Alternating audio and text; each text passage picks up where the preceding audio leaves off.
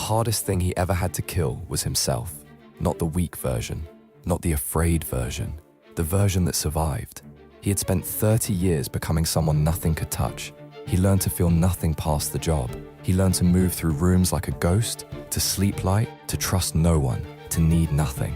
It worked. Every single time, it worked. But one morning he woke up in a quiet house. No mission, no threat, no reason to be hard. And the armor was still on.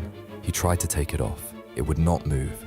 That was the moment he understood the real problem. The self that saved him had become the self that imprisoned him. He was not protecting anything anymore.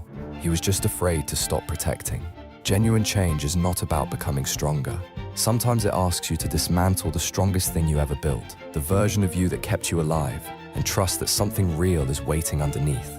That is the rarest courage there is. Follow Silent Resolve for more anime life lessons.